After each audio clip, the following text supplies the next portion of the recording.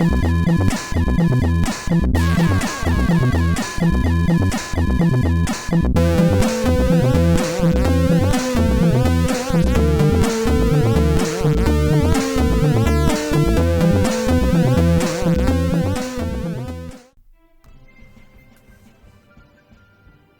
is the That Guy's a Maniac podcast, a video game podcast hosted by myself, Funzy11, and my colleague. Colleague? Wow! my workmate, Richie. Say hello, Richie. Hi. You've got this far, so you found the podcast. You can find all our stuff at www.guys.co.uk, all one word, all lowercase. And you can also follow us on the social media at That Guy's a Maniac, all one word, all lowercase. Cool. This week, before we kick off with an episode of intrigue and excitement, Richie, do you have a video game quote for me to guess? Yes, I have a few that I'd like for you to guess, and I'm sure you'll get it eventually. Okay. All right. So, clue number one. Imagine I'm saying this in Eric Idle's voice. Okay. Who do you think you're poking? I'm a great wizard, I am. I'll turn you into a mindless, ugly toad. Gosh, it worked. Okay. Okay. Yeah. If only I had another dimension, I'd teach you a thing or two. If only I had another dimension. Yeah. Okay. I'm not a cartoon. I'm just dimensionally impaired. Okay. Hands off my pixels. Hands off my pixels. Okay. So any thoughts, any clues, any ideas where you're at? So it's obviously some hilarious comedy game, and it must be set in 2 dimensions. Yeah. I'm getting the feeling that it's like a PC game. It's sounding like, you know, the silly quotes from StarCraft and Warcraft. Yeah. So, final quote that I have for you. Yeah. That's it. Poke a man in the ribs. Let's see what you can do without it. At that point, the cursor disappears. Oh, nice. Oh, all right. You can have it back if you promise to use it wisely. Okay. Great. And is it actually Eric Idle that does the voice? Yes. Oh. I have no idea. I'm kind of surprised that I don't have any idea, really. I think you do. Oh, is it Monkey Island? Close. Think about wizards. Is it that horrible Discord game? Yeah. Did you ever play that? Yes. Several times. It's Did a you ever really, beat it? really good game. Yes. Did you ever beat it without looking up? No. Guides on... Well, yes, the second time. The first time, there is no way you are getting that sequence of events. No, or it was finding some of those items. It was infamous for the beyond lateral thinking you had to do to. There's a really good example of something you had to travel back in time and plant, and then go back to the future and. Yeah, so you find out there's a dragon cult. They're wearing robes. Yeah. So what you do is you go back in time. You place a butterfly next to a lamp. That lamp then causes a storm to appear just directly above, you know, the whole butterfly effect thing. Yeah. Just above the guy wearing the robes. So that he then takes his robes off, leaves them out to dry, and then you can go and steal his robes. So that you can go back to the past and join that meeting. Amazing. Yeah, so you're using the robes from the future that the guy was wearing, and then you go in there instead of him. And yeah, it's quite convoluted because I think you have to stop him also from going into the meeting. But even just following the guide It's glorious. It's such a good game. But rather than waste it all right now, what are we going to be talking about this week, Farley? Good question, Richie. This week we are talking about PC games. It's not politically correct games. No way. No, I just prepped a whole bunch of. No, in fact, several of them will not be politically correct. Yes, so we're going to do our PC memories. Yes. The warm and fuzzies we get from thinking about PC games. Yes. So, we had a brief exchange before we went off and did our research, our respective research into PC games. Yeah. And you mentioned that perhaps you don't consider PC as a platform. Yeah. Talk me through that. So, if you're been a long time reader to the podcast and listener to the blog, you will have caught on that I'm not a huge.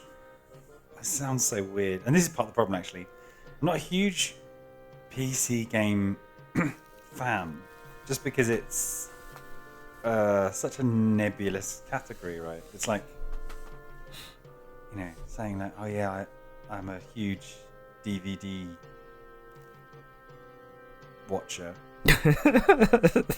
As opposed to Blu-ray watcher. Yeah, but Blu-ray and video, absolutely not. And there's something fundamental about the ergonomics of a desktop computer, or even a laptop, really. Yeah. That just puts me off. Whenever I think about PC games and PC gamers, and there are lots of sites for PC gamers, and they all tend, yes, there's some lovely stuff, and you got these lovely little darlings covering all the PC indie games, but generally the PC gamer you'll find in the wild is a bit snobby. Yeah. And there was all that problematic stuff about PC Master Race not too long ago. And I have nothing against PC gamers, but it just never really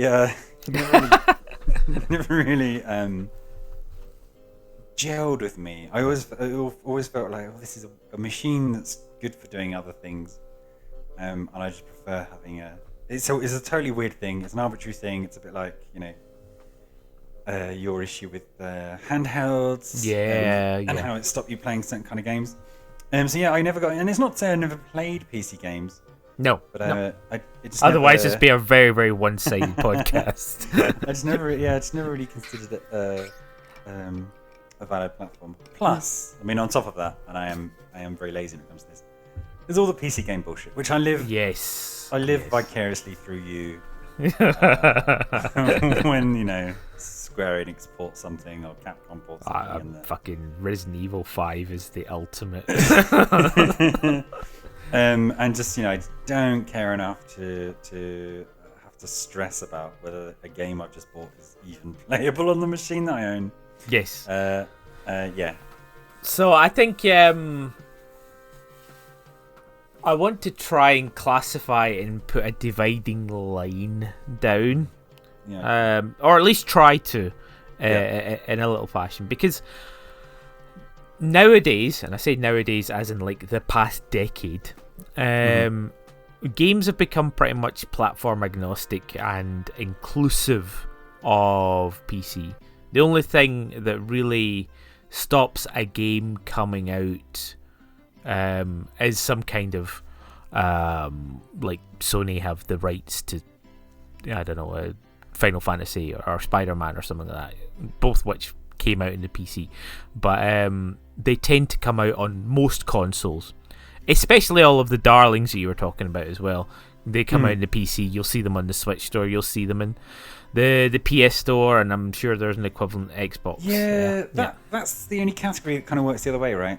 they're normally PC first. I guess it's because these indie developers are developing on PC. Yep, and yep. Then over time we'll see what we can spit out. Sorry, carry on. So I want to try and kind of put a dividing line. The only thing I feel at this point, and I know there are arguments against this, that really kind of push PC in a different dimension is the mouse and keyboard control system. Now, I know you can do certain things for certain games, like you can play COD with a mouse and keyboard on your PS5. If you do that, I don't think we would be friends. But, it's like, I think I want to talk about, or when we refer to PC games, I want to think about games that involve a cursor of some fashion. Do you get where I'm coming from? God. Hide your daughters, kid. Hide your daughters. We're only talking about cursor games on the PC podcast. Yeah, but I do. That's the line I'm trying to divide. I'm trying to separate what a PC game can be, because there is a big definition, a big difference between that and some others. Like, you're not going to see StarCraft 2 on PS5, are you? Do you? I don't think so. I don't think so. No. Yes, that'd be good. Yeah. And then, but then also, okay. Have you got any more in your classification? Obviously things like just what you mentioned there. Touchscreen has become sort of a new control method for Switch games, or not newish, but it is more viable, and so you can see certain PC games which use the touchscreen and vice versa, and that control system can work. But I just want to kind of sort of, when we're talking about PC games, I'm thinking mostly about the ones that are a bit more exclusive, that involved a cursor and a mouse and a keyboard, or that sort of thing, rather than, let's say, I've had great memories of playing, I can't even think of an example. God damn it! Chinese Room on iPad. No, okay, so I'm definitely lumping Mac gaming in with PC gaming. I hope you don't mind that, because that's just a thing, even though the Mac has a much more limited catalogue. But no, what I was meaning was, I've had a great time playing Final Fantasy VII on the PC. Okay, but that's in your heart, that is a Sony game. That is for the PlayStation and that sort of thing.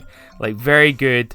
That is a PC game. It does technically qualify as one, but we're not going to talk about that today. We're going to talk about the games that are truly PC-ish, or at least with proper roots in in PC. Like for instance, we could talk about Doom.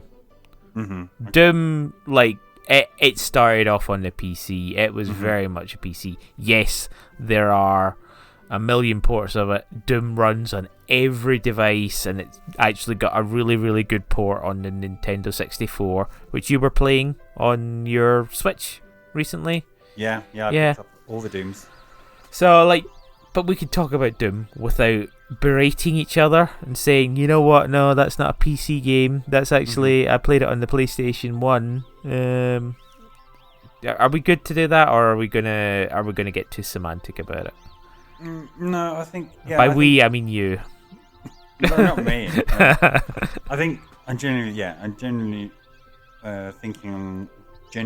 thinking along the same lines. And what's interesting to me is, with PC games, they are games which have kind of been made around one of the worst interfaces for playing games ever. Yeah. And again, there's a lot of people will make that argument, if you were doing it from scratch, okay, how are we going to do? You would never be like, oh well, WASD on the keyboard kind of looks like up, down, left, right. Yeah, you have 100 keys and a mouse but also you can use other things. Okay, so let's keep it. Let's keep a yeah. I know what you're aiming for. Yeah, good. And it also starts to get really messy when you start to think of tablet gaming and mobile gaming, and where's the line? Is a mobile let's keep let's move the tablets and things like that out of the way. Yeah. Let's try and think mouse and keyboard sitting in front of a monitor. Yeah, in the garage. Yeah, on your own. Yeah, in the garage on your own. In the garage on your own. With the soundproofing around you. Yeah. All your friends in the other room playing a fun party game. Yeah, exactly.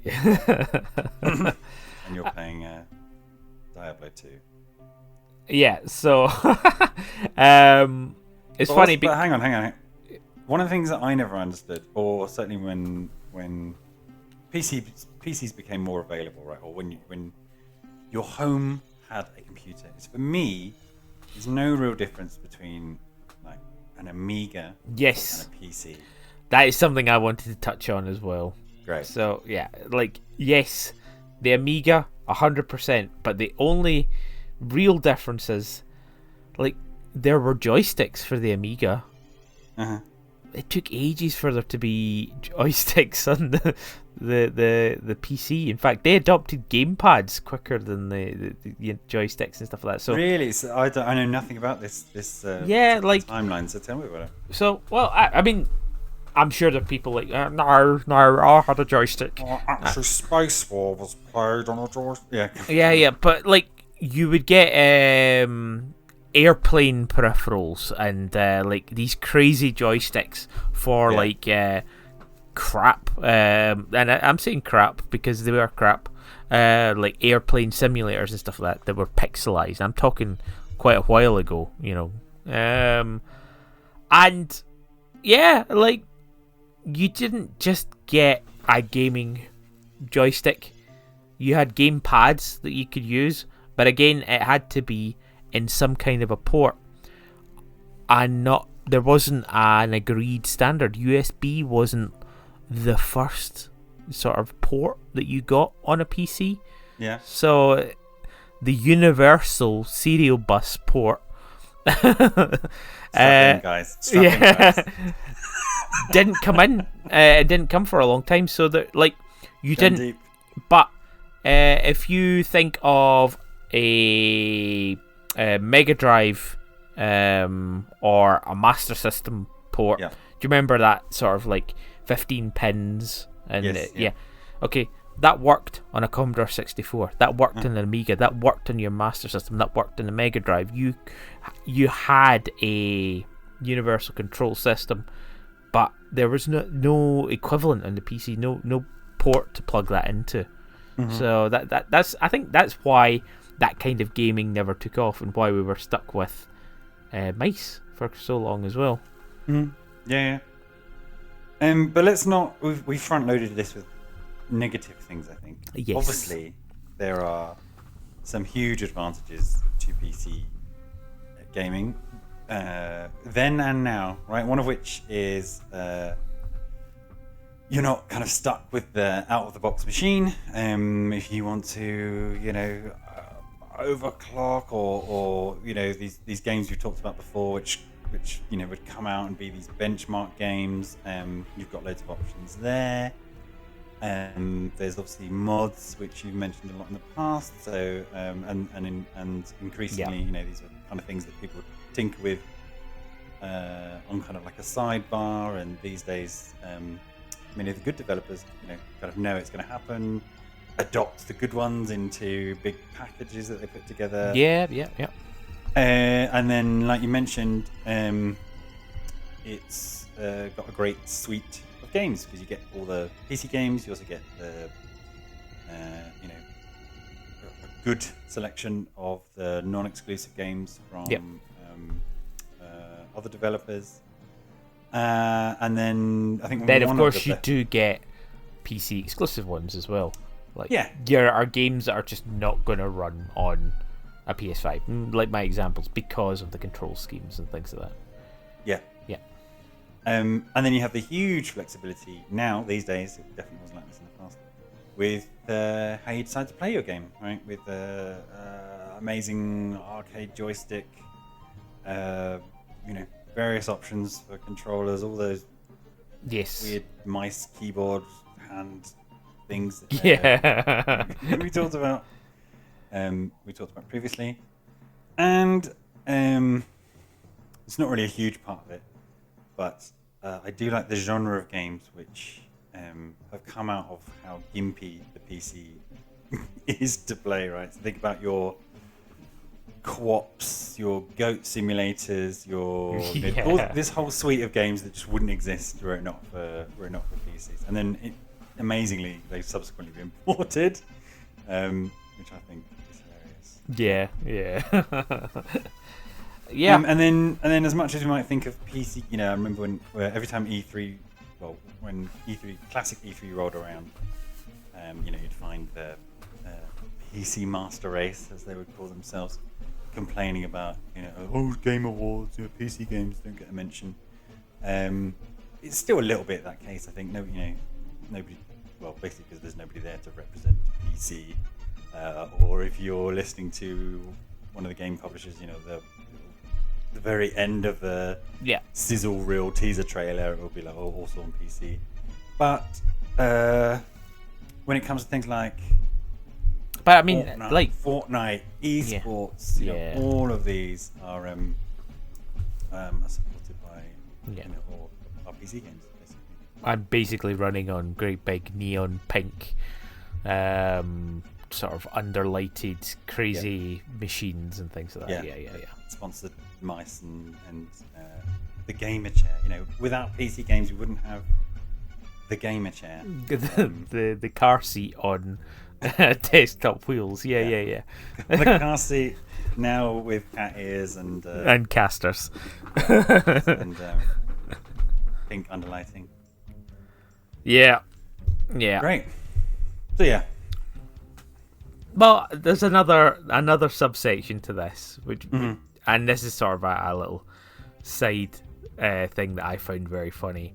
I mentioned to my girlfriend, because she's an avid reader of the podcast. Of course, yeah. Yeah, that I was doing a PC memories one, and she says, "Oh right, PC games, what, like Solitaire and Minesweeper?" Yeah, and like she's not wrong. No, not wrong. I also think if you add up the man hours on those games, I know, and the amount of enjoyment people have got from just watching, a card bounce across the screen, Yeah. And yeah, absolutely. it's weirdly my general I would rather die than game on a PC rules start to fade when it comes to card games. Pretty much the only thing I use I use the PC for these days. Solitaire. Never mind Word, it's just Solitaire. It was Solitaire, Magic the Gathering Arena, the Pokemon Oh yeah, TCG. of course. Yeah. Yeah, it's a natural home there because it's Solitaire. It's card games. It's lonely. It's sad. Fits. Oh. Yeah. Right. So I think starting at a point that you talked about, my first PC came because my Amiga broke. Right. Okay. So the transition from the Amiga to my PC, and my PC ran on floppy disks. It didn't have a CD-ROM initially. Yeah. So Windows 3.11 came on, I think, a few floppy disks. But basically you installed it and then you had Windows 3.1 running off a floppy disk. I believe you know the version. It was the final version before Windows 95. Oh yeah, sorry. And Windows 95 was CD-ROM. Yay. But I It's remember weird. where I was when Windows 95. Oh, have you seen? Sorry, it's a minor aside. But there's recently some footage has been doing the rounds on social media about. Was it when Windows 95 launched? And it's on a stage. It's like Bill Gates and a bunch of other people, like super, what you imagine to be nerdy geeks, are really awkwardly dancing on the stage at the launch of one of the Windows. Oh yeah, probably. I mean, like they, yeah, I believe it. Yeah, listen, I ridicule you, but it's extremely cute that you know. And well, you were doing something the other day. Was I? Yeah, you saw something and then you immediately identified which versions of Windows it was. Were we watching a film or something? It was like, you spotted a continuity. It's like, well, actually, that's he's running that on Windows, and that didn't come out until. Oh wow. Okay. Yeah, it's impressive skill to have. Yeah, and I probably I blanked it. No idea, no memory of that at all. Right. I frequently have to Google how do you find out what version of Windows are running. Am I right? Currently running. So yeah, Windows 3.1. Yes, but what I was more trying to get across was where we diverged. Our sliding doors. Yeah. Was you went from Amiga to what platform? For games. For games. Probably would have been probably the Mega Drive, really. Yeah. I think it was the first one we had in the house, and then later, later there was a NES, and then much later a SNES. But that became that was the first gaming device under the TV. Under the TV, okay. Yeah. And the Amiga, was that ever under the TV? No, it was in the corner, in the sad corner underneath the encyclopedias. But it had its own TV as well, didn't it? Next to the printer and the fax machine. It had a monitor. Yeah, a monitor. Okay, cool. Yeah. I just used my PC. Yeah, sorry, my Amiga on my TV. I had a great big CRT TV. Nice. Okay. That's quite unusual. Do you think that's quite unusual? I don't think so.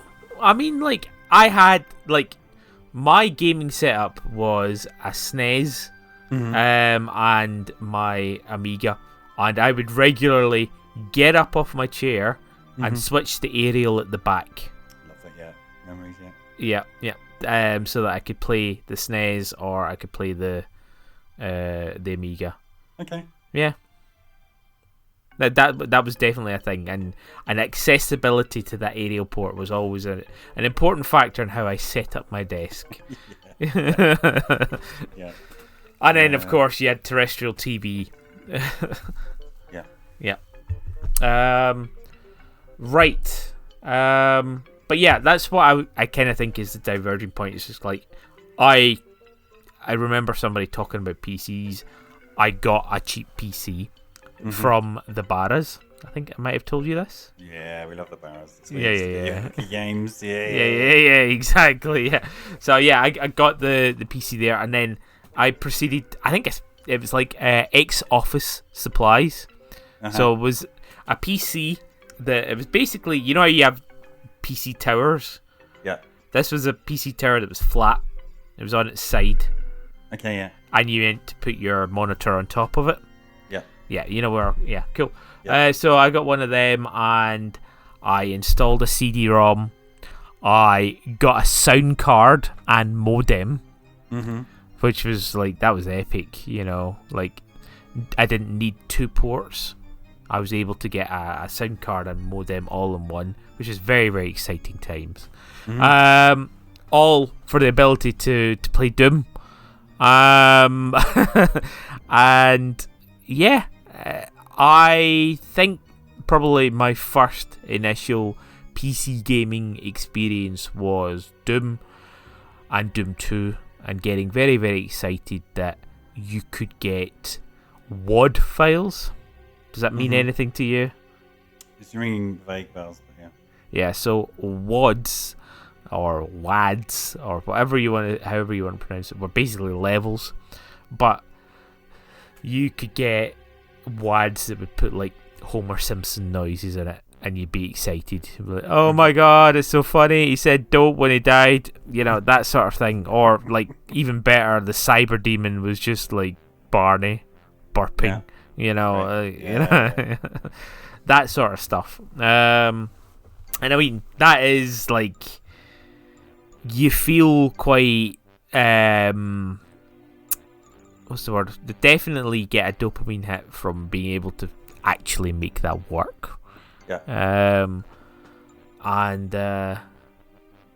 Yeah, I think that is my first PC memory. Just sort of like putting in the discs, the CD-ROMs, and getting Doom working to the point where you're able to sort of play about with the game itself. I was shit at Doom. Really, really bad at Doom. It was a very expensive amount of money that I spent on playing or setting up a game that I wasn't very good at. So this game's pretty hard. Oh, at least there's a God mode, IDDQD. There we go. What is your first PC gaming experience? Say, I think that tweaking with games that you could do from very early on in the PC days, is the first step which led to many people either ending up doing these psychotic things. I just remember in the early days of the internet, and when video game sites were a real thing, reporting on somebody's done something insane in The Sims. These days it's Minecraft. It was Minecraft. Somebody's built a scale model of the Enterprise in Minecraft. But that tinkering is certainly a path which many people get addicted to and end up going into something to do with. Yeah, and it's so accessible even nowadays as well. It is so like you get like front end loaders for things as well, like Resident Evil 2. You were able to like put Jill from Resident Evil 3 in there, and it's like an easy thing to do. Or Final Fantasy 7, that has got so much love. Like the Final Fantasy 7 game where they like input the characters from Final Fantasy Advent Children, and like you don't have like the small model, the chibi characters anymore, or indeed keeping Aeris alive and all that sort of stuff, and of course there's like AI reproduced 4K backgrounds, where you would walk in and think, oh god, this is just a pixel 2D bitmap. They've now upped it so it's actually pretty when you walk in and you put all these things in. That sort of stuff is cool. Really, really cool. There's also a baseline coolness with PC games as well. In that... What? Steady, yeah. Steady. No, but like say for instance, like back in the day when you were using your old Voodoo 2 graphics cards and you're like, oh my god, this has got a full 4 megabytes of RAM, insane, out of this world. And now we're talking about 8 gigabytes and we're great big Radeons and GeForce things. The nicer those cards get, the nicer the polygons and the graphics and the smoothing to these older games becomes as well, sort of like inbuilt. There's no, well, there is a level of having to do certain tweaks and stuff like that, but there's also just, hey, this looks better, and it's the graphics card that's made this look better, even without like hideous tweaking or anything like that. So it's quite cool that there is an evolution. That being said, games that are made nowadays that are ridiculously, gaming CPU intensive, or GPU, sorry, they become they're their own beast. It's just more fun that, like, archivally speaking, these games still get some love, assuming they were made with 3D polygons and not 2D games like Discworld.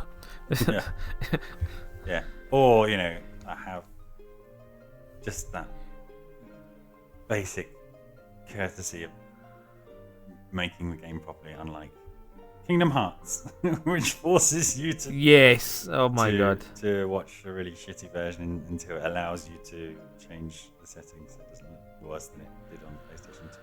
Oh my god. Yeah. So my to go back to your actual question, my earliest PC memories, I guess, was when we got our PC. I think it was to do stuff, like work for my parents to do work stuff. And I remember we went to our computer store to buy one, and it came with Encarta, Musée d'Orsay, and Swift 3D. I think those are the first. Swift 3D. Why does that? Yeah. Why does that ring a bell? Remind me what Swift 3D is. It's sort of like Desert Storm. Oh wow. Okay. Oh, and MDK as well. MDK. Yeah, A murder, death, kill. Murder Death Kill. Oh, I have not thought about that game in a long time. I know. So So that was the whilst that must have been quite late 90s you got that PC then. yeah, like mid 90s, I think. Because Yeah. basically we had the Amiga just for playing games, and then it was quite late when we actually got the PC and the printer and all that bollocks. So that's the stuff that we got with it, and I mean the first games that I remember playing were really it's like a quiz mode and Encarta. Yeah. Okay. And exploring the works in the Musée d'Orsay, and other kind of like CD-ROM stuff, basically. Oh yeah, okay, this is kind of fun.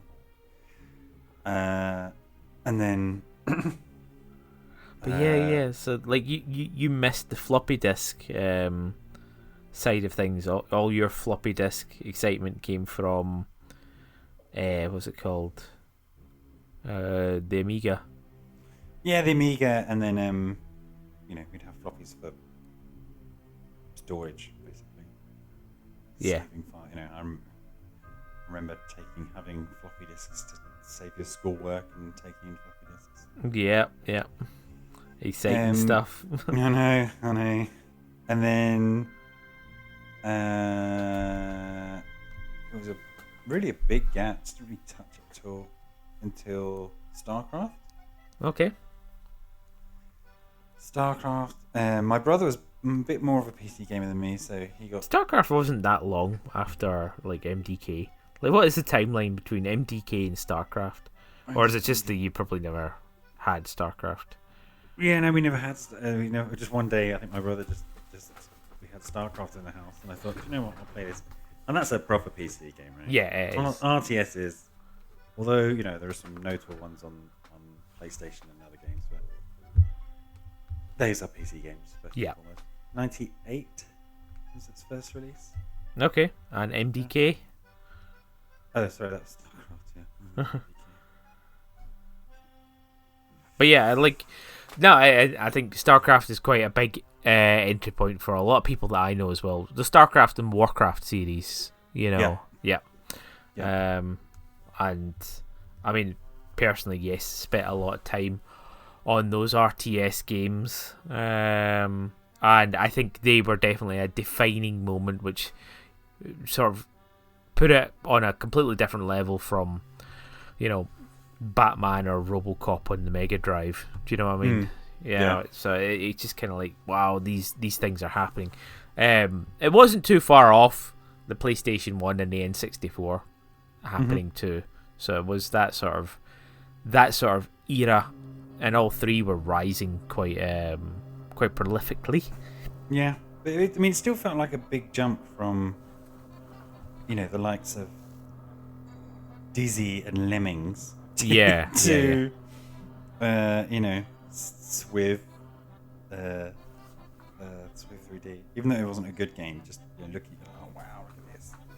Yeah. No, exactly. And I mean, yeah, it is pretty much that sort of jump between like Super Mario World to Super Mario 64.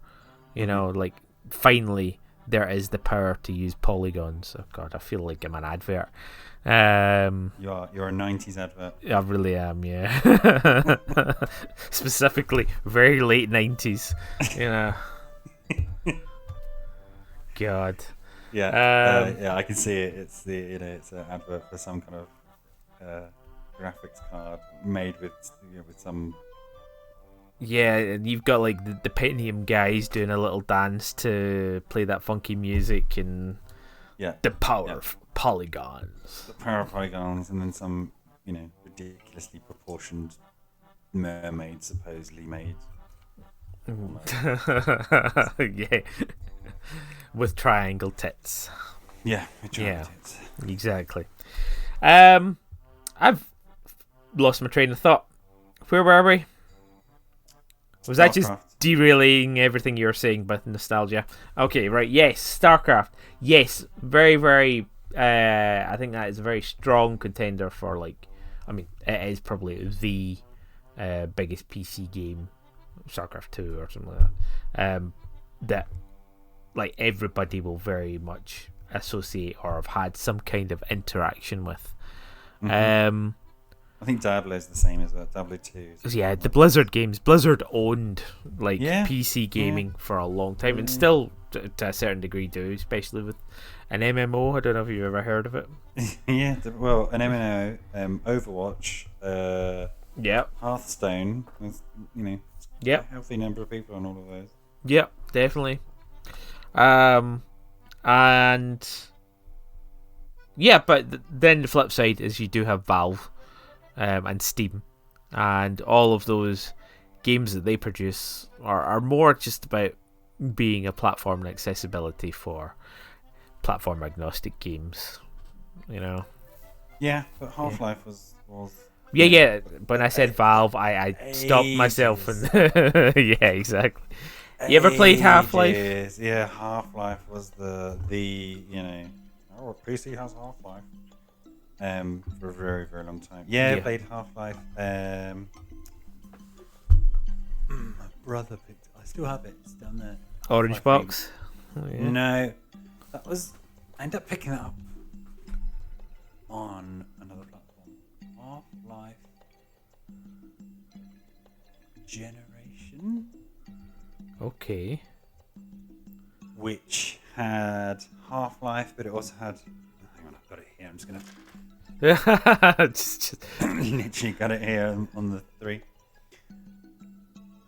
Half-Life Generation, which came with Half-Life Game of the Year Edition, Counter-Strike. Okay, Counter-Strike. Okay. And Opposing Forces. Opposing Forces. Yeah. Okay. Official expansion. Okay. Yeah. Yeah. I mean, listen to our Half-Life episode. Yeah. This is just to get our full thoughts on Half-Life. Yeah, exactly. And yeah, I mean, obviously, I can speak at great lengths about Half-Life, having played it for never. Yeah. Right. Okay, so PC games. I suppose first-person shooters. Do we want to get into that argument now? Which one? Mouse and keyboard versus... I suppose. Do we want to do that? Just ignore it, move on. Well, I think it's all... so, for those of you who don't know, for a long time, when, console babies and the PC master race was... Well, basically, the console people were busy having their own console wars throughout, and then occasionally some PC people would say, "Oh, but you're not doing it properly." Anyway, there's a big debate about whether mouse and keyboard is better for first-person shooters or a joypad. Yeah. But in recent years, that whole debate has just become meaningless, I think, because you've got these toddlers playing Fortnite on a tablet using touchscreen, just destroying, destroying everybody. Yep. Yeah. But for a long time, there was there's the debate. But I think it really depended. So I don't really like. I know you've played loads of them, right? You've just said you weren't very good at Doom, and you've never touched Half-Life. There were definitely PC first-person shooters. Yeah, no, look, I'm not a big fan of first-person shooters. There's very few that I am a fan of. And the ones that I have are usually like baby mode ones and things like that, or story-driven as opposed to Twitch sensitivity. Yeah, exactly. I am not very good at that side of things. So, like, I enjoyed No One Lives Forever or things like that. And I played Borderlands, but again, I played that with a control pad. And yeah, I mean, I suppose you could throw Skyrim and Oblivion in there as well. Are they first-person shooters? No. There are certainly first-person shooters like your Counter-Strikes. And Team Fortress, Wolfenstein 3D. Yeah. All of these. Generally speaking, I just don't like them. There's something about the sensitivity, but also the visual. It was apparent when we finally started getting PC ports to consoles. Yeah. So you got Quake and things like that on the consoles. And, So Quake 2 was a great port, but some other ones, you'd load them up and you go, oh, this is a PC game. Do you know what I mean? And there's not really one specific thing that means, but there's just a feel about it. Oh, this is a PC game. Yeah. In terms of visuals, turn speed. Because there's still a level of trying to work out how PC games could be ported and the control systems could work on a console. And I'm 100% with you. But like Quake, the thing that everyone loved about Quake was not the one-player mode. It was always about PvP. Yeah. Or the team battles and things like that. What was it? Quake Team Arena? Quake. What was it called? Quake Arena was Quake the third one. Yeah. Yeah. And then you also had all the Unreal tournaments. Yeah. But like that was that was like going against other players and people who were good at those games, and I did not feel that was very accessible for someone like me. Well, yeah, and we stupidly kind of didn't really talk about it, but obviously playing games online, PC was doing well. Even though, again, some console nerd are like, well, actually, the N64 was online in Japan in this prefecture. But generally speaking, really until... This prefecture! Sorry. Go on. Until really, I'd say the PlayStation 3 and the Xbox 360. Yeah. Yes, PlayStation 2 had, if you're in Japan, whatever, you had some things, and same with the... I mean, what you need is the PS3 or the 360. As you log in, it goes, "Badoop, you are now connected to Xbox Live." Yeah. That is the level of a lobby, that was missing from so many games, Yeah, but that's when it... I just remember on around the Xbox 360 launch and playing Gears of War on whatever it was, Emergence Day. We were just turning to each other and we were like, and it works. It just works because we've been so used to like setting up these really crappy, lobbies and LANs and like, where's the cable to go on to this? And oh no, we can't do that because he doesn't have the right modem. Yeah. So until then, it was happening. That's when consoles really joined, and now we don't. Now it's kind of insane to think of consoles being there being a difference. But obviously, PC had that much longer, reliable history of the online community and file sharing and playing against each other, and really the rise of all those games which are now esports. Really the heyday of those first-person shooters and. Yeah, but like even Diablo 1 had an online component. Yeah. You could go in with your characters and you could kill other characters and get their ears and stuff like that. That was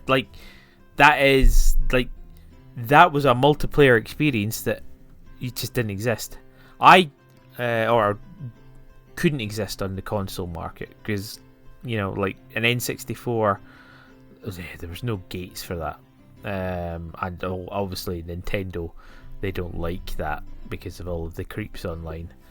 But like another game which I think I've talked about before. Sorry, I said 360 and Sorry. 3. I actually meant Dreamcast, of course. Yeah. The Dreamcast that actually had a 56k modem. It wasn't even like plugged into your cable. It was like, or your broadband. It did dial up. Yeah. That's insane. My brother played Phantasy Star Online. And Final Fantasy 11 was on there, or was that no? Phantasy Star Online. Yeah. Now I'm mixing up with the PlayStation 2. It had its modem as well. Yes, I never knew anyone who ever played it. No. But yeah.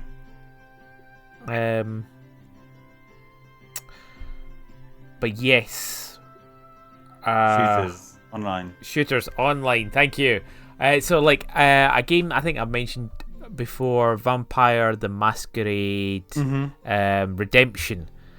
It's a great game, great storyline. It's probably like I played it again recently on GOG, Good Old Games, and I could sit and probably spend another 10 hours going through that story mode and be a happy person and enjoy that. It's a bit trite, but it's fun.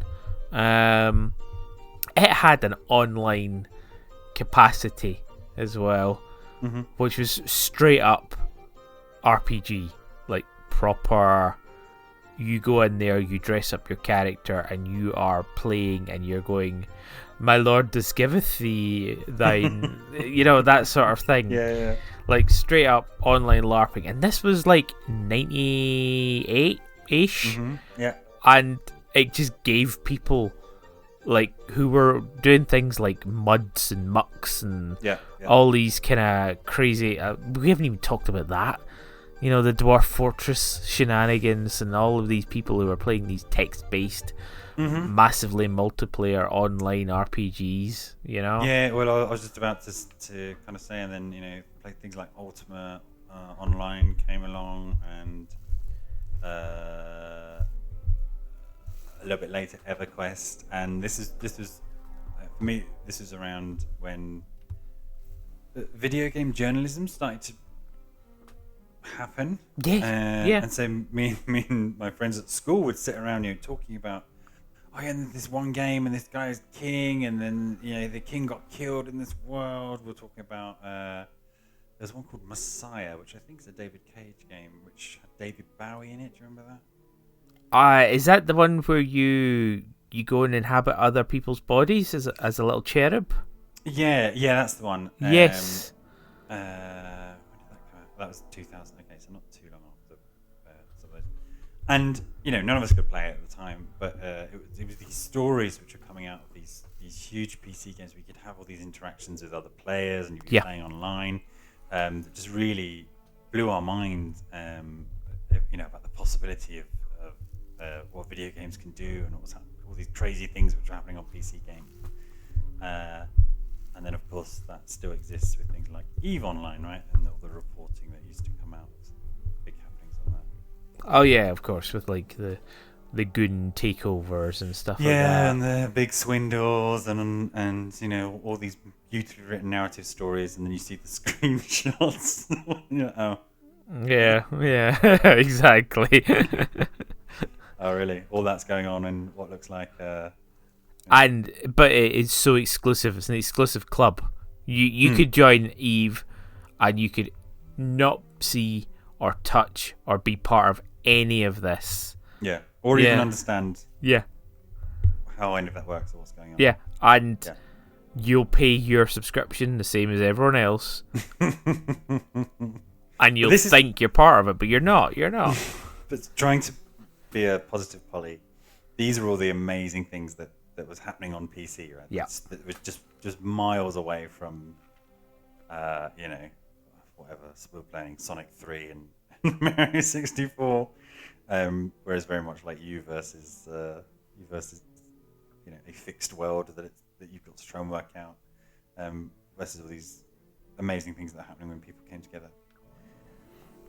So what was your next, in terms of games, what was the next one after fiddling around with Doom? Like, what, give us like let's say what the 5 kind of PC games which really define your PC, The 5 games. I mean, I think Yeah. we've definitely touched on quite a few of them. like your milestones, I guess, of when you think about PC gaming. I think definitely like starting off with DOS games.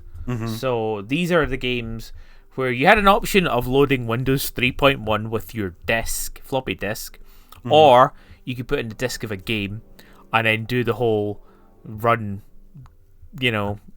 c.exe or whatever, Discworld.exe, and so you could sort of play those ones. And I think from a DOS point of view, I'm gonna have to say it, definitely Discworld was the big player for me. Really? I also had Beneath a Steel Sky, but I also had that for Amiga. Amiga. Yeah, Yeah. I had all 14 discs or however many discs it came on, but I was like, I had it for CD-ROM, which was just wonderful because like being able to play that and not need to swap discs and all. Yeah, that I mean, sort of stuff. just that alone, Yeah. the visuals of that alone, like, I can play Beneath the Steel Sky and it comes on one disc. Yeah, exactly. And I remember again back to the Barras and the Hooky games, and again I think this is a story I have actually told on the podcast as well. But Discworld, my mate had it on a gold CD, which also had a visual novel of The Mask. Okay, the Jim Carrey film. Yeah, but it was like a comic book viewer. Yeah. And it had like sounds that went with it. So it was obviously some company was cashing in on the popularity of The Mask, Yeah. and had taken the graphic novel and done sound effects, and it was done well. But that wasn't why we had that game. We were playing it because it was Discworld. It was Eric Idle, Tony Robinson, Sean Pertwee, and all these voices doing like Rincewind and stuff like that, which was quite cool. And yes, wasn't even my CD, but it's still one of my most treasured experiences. Like playing it. Are you a huge Pratchett fan? I went through a lot of the Pratchett books, specifically the first few ones. I was a Rincewind fan more than I was any other character. Like, I know it. Probably a bunch of Pratchett people out there going, oh, but I fucking Rincewind. But like, everybody talks about the guards and Vimes or the witches. Yeah, I really loved all of the Rincewind novels. Magic Abroad, the one where he was in Australia and stuff like that. They were good, and I like him as a character. I love the fact that like he is rubbish and shit at things, and hapless, but good shit happens despite all of the horrible pain that he goes through, Yeah. And I don't know, I quite like I like Rincewind as a character, and I find it hard to like some of the other ones. I've read the Death trilogy. Oh yeah. But I got this as a present like one Christmas, and it was like this massive hardback book. Yeah. And it was unwieldy, but I went through it all and read it, and you just feel a bit emo at the end of it all, you know. It's like, as a character, it's like, I get it. It's very Addams Family, Tim Burton-y, and what's the Nightmare Before Christmas? Yeah, because as well as, he does. Death takes over from Santa Claus in one of and I mean, fair enough. I think coming back to Discworld, as renowned as it was, of course it also came out on PlayStation. As renowned as it was for being a bit obtuse and very difficult, it's probably one of the best kind of Discworld adaptations, because there's something about it. They work so well as books, and they're much loved. But every other adaptation I've seen has just been really shit. Yeah, there was like a thing with David Jane, like a live action thing.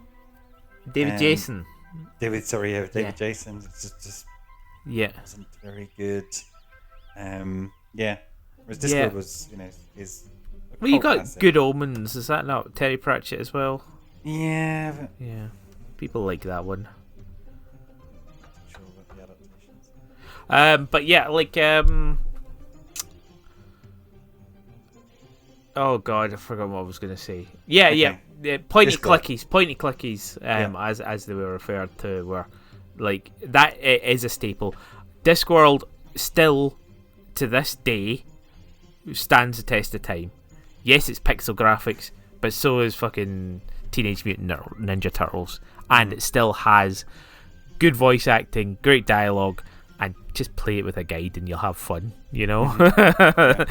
And then, of course, there was Discworld 2, which is equally as highly regarded, but I remember the big difference with that was you launched it within Windows 95. So that was a bit of a milestone, yeah.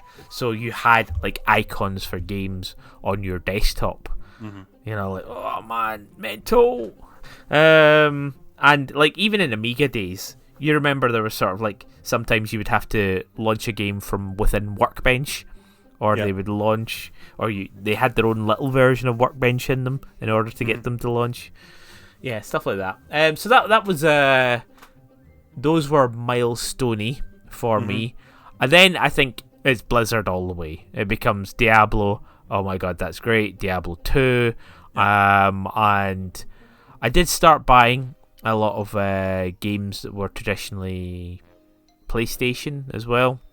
So as you know, I got Resident Evil 2 and Final Fantasy 7. And I don't know why. I mean, I ended up playing both of them, and Resident Evil 2 became one of my most played games on the PC. And yeah, then of course, Diablo 2 used to take up a lot of my time, and then I went to uni, and that's when you and I will have met. Yep. And do you remember what I was playing at uni? Yeah, you were playing Diablo 2. Was I playing Diablo 2? Okay. Yeah. You also played Lego Island for a bit. Yeah. You also played Sentimental Shooting. Yeah. So you shoot the clothes. It wasn't even me that played it. It was off of the girls. Yeah. Shoot the clothes off the girls. But yeah, it was Duck that was really into it. Do you remember? Sure. Don't dismiss it like that. Sure. Hand wave it. Yeah. It's on your PC. Yeah. Everyone was logging onto your PC and downloading these games. Were you playing WoW? Yeah, you were. No. While we were at uni. Really? Yeah, no, it didn't come out until after. Okay. Yeah. So yeah, I think I remember playing Nerf Ball Arena as well. Yeah. Which was basically Quake Arena but with Nerf guns. Nerf branded. Yeah. And emulation was always a big thing as well. Do you remember when I had Pokemon Ruby before it actually came out in the UK? I don't remember that at all. No, it was like I had it on the PC and you watched it and were like, oh, why is there a seagull Pokemon? This is big spoilers. Don't want to see it anymore. But yeah, like Because mostly my main memory of you is just playing Diablo 2 and occasionally playing Diablo 2 with some of our housemates. Yeah. Over network and shouting across 3 stories at each other. Yeah, and like, yeah, I don't think like Diablo 2. I mean, it was fine. It was great. It was like even in halls, which was quite cool because there was a local area network in halls. Mm-hmm. There was nothing required. It was just like, okay, I'm gonna go downstairs and log in. Let's play Diablo 2, and like me and Jason would play for ages. Yeah. Yeah. Yeah. And I think because obviously we were poor students, yeah, it didn't really go much further than the games that we already owned. No. And this is in my mind. This is around the time that retail PC games just disappeared. There were no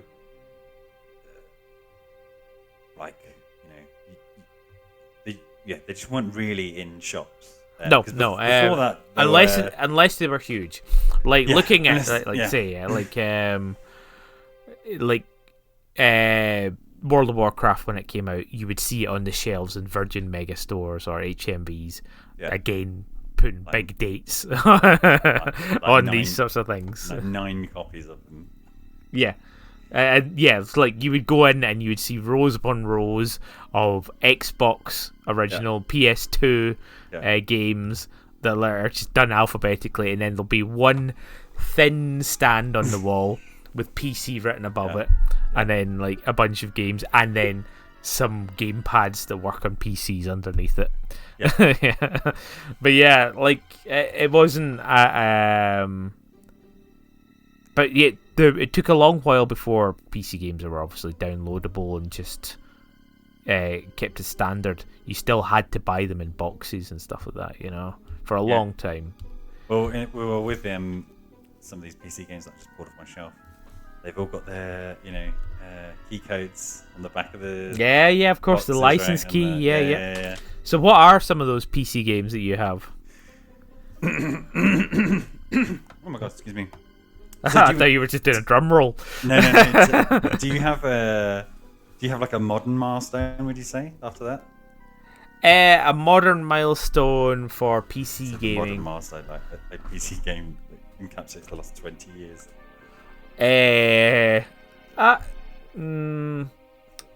Yes, but not off the top of my head. Okay. Yeah. Would it be WoW? Anything between Diablo and WoW? I mean, there's been loads of PC games in between, yes, but I'm just trying to think. When you think, I think I dropped PC gaming for a little while, and I think I went over to 360 and spent a long time on the 360 as my main gaming device. That being said, my PC was always used for, as I mentioned before, emulation. Emulation was great. Going back and being able to play old console games, but but in better definition. Yeah. And so for me, the early days are, I guess, MDK with. Then The Sims. The Sims, okay. Yeah, of course. Yes, The Sims is definitely a milestone for me as well. Just huge amounts of playing The Sims, and as we talked about in a recent episode, when you customize, make your own skins for things, and then all the expansions that came with that. Then there's huge gaps between these. I got really excited about Darwinia. Oh yeah, okay. Spore is another one that was in there. Yeah. So I saw Darwinia on like various games of the year type lists, and it sounded really interesting. So I bought it, but the laptop I had at the time just couldn't play it. But so I thought this game is awful. It's so slow. It takes ages to do anything. And it's because it was running at 6 frames a second or something. And then the most recent era, I guess, really is the card game. Yeah, all the card games. so Magic Arena and Pokemon card game. Well, they're saying that the new Pokemon card game app is so good that they just no longer play it on PC. Yeah. Is there anything else? No, I think that's really it. Yeah. Okay. Yeah, I don't have any of those sort of games like the Pokemon card games or Magic that I've sort of gotten into. But there was Hearthstone counts, I think. Yeah, Hearthstone, yeah. I was like early adopter, and now it's just all bullshit. I mean, that's the typical Yeah. collectible card game experience. Yeah. Unless Well, there you're you playing go. all the time. You take a break, you come back. The power creep is insane. Your The game didn't amazing- work for me. amazing decks that you constructed are either they've either been rotated out or are you can almost see somebody stop when you load up a game. Like, oh my god, you're still playing the meta from 6 months ago. Jeez, not seen this deck for a while. Yeah, that's how they work. Yeah.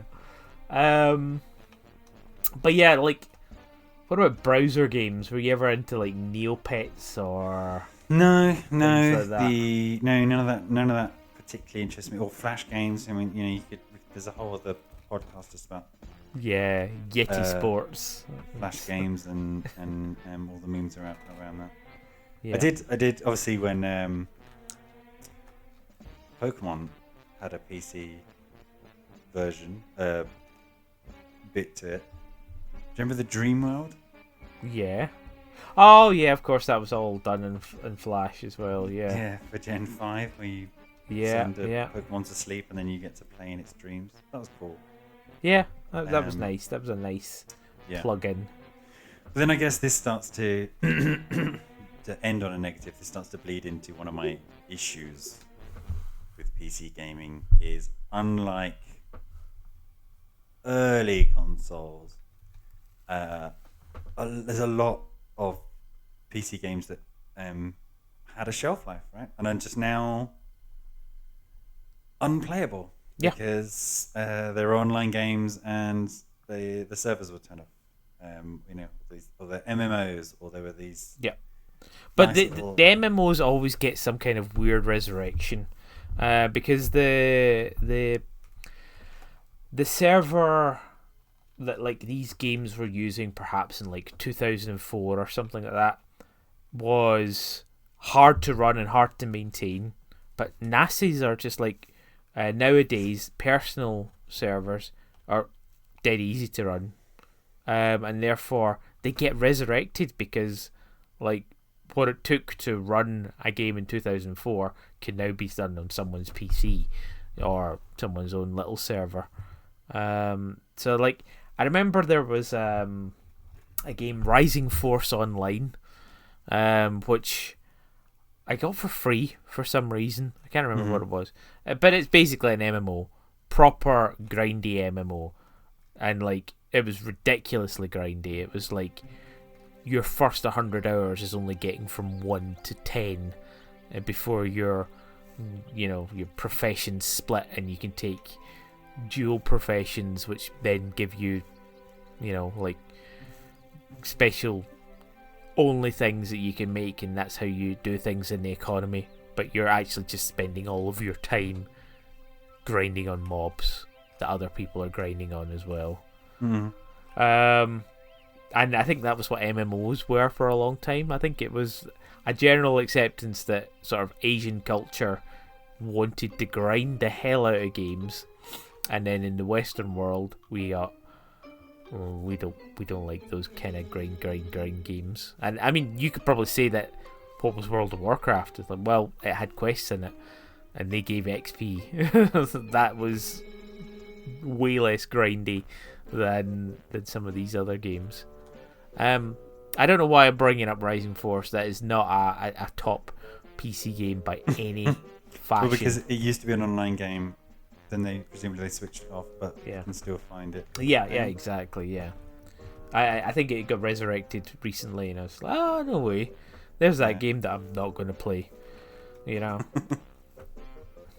And of course, Yeah. like the private server community for World of Warcraft is the whole reason Classic exists, because people wanted to play that original. you know? And that's fine. But it's just the model of the online game. That's obviously one of the huge downsides to it. And yeah, they do hang in there.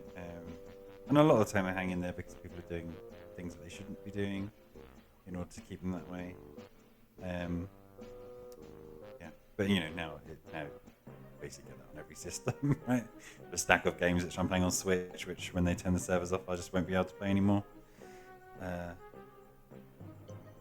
Pokemon Black and White is what? DS game? You can't do that No, like anymore? Well, Nintendo's, I mean, you're not going to get private servers for half of those things because they are super proprietary nonsense. But yeah, like, I can understand why that wouldn't exist and why that would get turned off, because they need to pimp their next generation. Yeah. And it's not like they haven't done it before. Gen 1. Oh no, you're not allowed to transfer to any other generation. Yeah. Anyway, this is about PC games. So Yes. what about... do you have anything else to say? Do I have anything else to say? No, I think I'm glad that we kept it mostly on track about keyboard and mice games. And I'm sure that we can probably do another PC Memories game very, very easily to just sort of like bolster some of the things we've been saying. But I think, I'm content with going down this nostalgic trip with you, and I definitely tangentialed on my own nostalgia of the PC. So thank you for coming down that road with me. No, that's fine. And there are. I mean, yeah. Let's end it with how I started. The struggle to even nice and neatly define what PC games are. It sounds so wanky, but it's true. There's tons of stuff we didn't even talk about, like the demo scene, right? How indie games thrive on the PC. We didn't even talk about Steam and everything that's done, and we didn't talk about you mentioned emulation a little bit, but just the idea that games can be kept and remastered and modded and a number of games that basically were fixed by the community. Yeah, I like GOG. I briefly talked about as well, like the ability that I have to go back and play Vampire the Masquerade, because there are PC gamers out there like, oh yeah, I like that old game. I'm going to make it so that can be done and sold officially again, DRM free. Yeah. So there's 100 different things we could have talked about, but obviously time is short. So yeah, maybe we'll do PC Memories too. On the very last note before we do sign off, what are you looking forward to on the PC? What am I looking forward to on the PC? I don't know. Like when you said that, I immediately sort of thought not VR. When I was asking it, I was also like, not VR. And thankfully, it hasn't really happened on consoles either. But it also doesn't seem, it hasn't dominated the bandwidth of PC. No, I mean, like we have Meta, and Oculus is owned by Steam and all that sort of stuff. Steam have their own version. Oculus is Meta, but like it was funny because people are sort of drawing comparisons to Meta nowadays to Second Life. And it's just as shit as Second Life. I think it's worse than Second Life, and that was, people getting excited about that 20 years ago. Yeah, but I mean, people were nuts for it. Virtual knitting going for sale and stuff like that. But yeah. No, I think let's bring this one to a close, and before I die as well. Yeah. Oh my God. Can't believe this is gonna be the last podcast. Fucking PC episode. Oh well. Right. Okay. Listen. You do the thing. That guy's a maniac. Why'd he bite me? Hey.